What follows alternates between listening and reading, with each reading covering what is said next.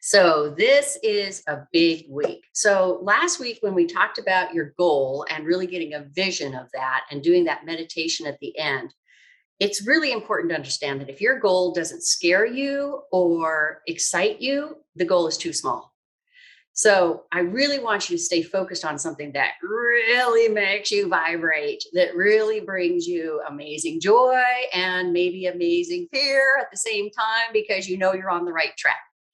So today I'm going to talk about the XY factor. And XY factor is just really amazing. It's something that Bob and I have worked on together for years and years together. And I actually wrote a script for him called the XY factor, and I'll include it in the LMS after this class.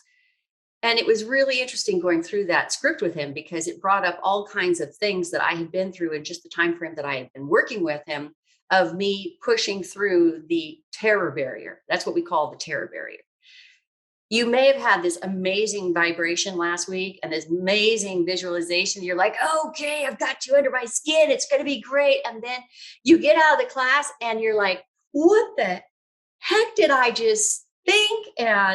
And then everything starts kind of like popping up and saying, oh, no, you're too busy to do that. Oh, no, you're not on the right track. Oh, no. Oh, and then, other people start coming in and giving their unsolicited opinions. And you're thinking, what just happened to my big visualization that was so relaxing and amazing?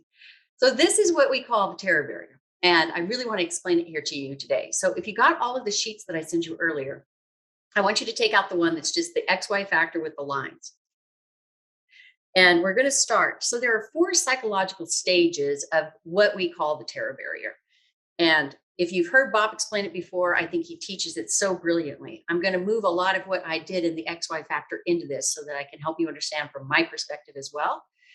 So when you initially are in your world, before you have your new idea, or before you decide that you've got this goal, or before you think that you've got to fulfill this giant thing that you think you need to fulfill, you are happily living your life in what we call the X body.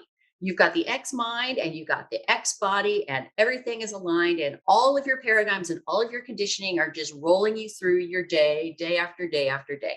One of the reasons why I love the movie The Matrix is because it is a perfect example of a human being in an X life who realizes that he could be a Y idea, and he moves in that direction and everything erupts to fight him on it.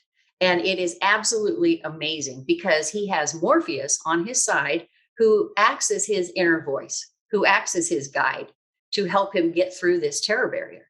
If you ever have a chance to see The Matrix and see it in that light, I think you'll be really surprised. I was talking with Bob about it, and he was like, what do you mean? What do you mean it's about paradigms? And I'm like, oh, Bob, you got to go watch the movie. So it is a really revealing movie. And of course, at the end, Neo recognizes who he is, and he is fully in the Y space.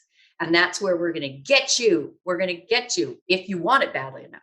Okay. So when you're in the X bondage, that's the first psychological stage, bondage. X factor is in charge, large and in charge.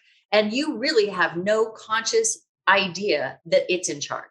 This is just the way you live your life, from the way you tie your shoes, from the way you brush your teeth, from the way you put on your slacks in the morning, from the way you make your bed, from the way you brush your, get your coffee and how you doctor your coffee, the regular path you take to work every day.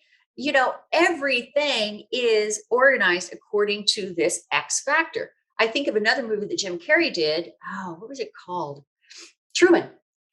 It's all about the XY factor. He's living this perfect life and everything is going his way, and he has the same old routine and everything is happening his way. And then something happens with the stage that breaks, or a light that falls, or something happens. And all of a sudden the Y factor is introduced, and he's realizing that he's not living his life as a life. He's living his life on a reality TV show for people to watch. So then he goes through this tremendous conflict. You see this happen in almost every movie character, every book character imaginable. Okay. So don't think that you're out there all by yourself. So it's unconditioned. It's unconscious conditioning. You have no idea it's going on. The only time that you recognize it's going on is when you get a new idea. When you get a new idea or you get this thought, like, I would really like to have that. I would really like to be in a relationship with that person. I would really like to, I would like to do this. I want, this is my dream. I want. All of a sudden, your why factor is introduced into your world.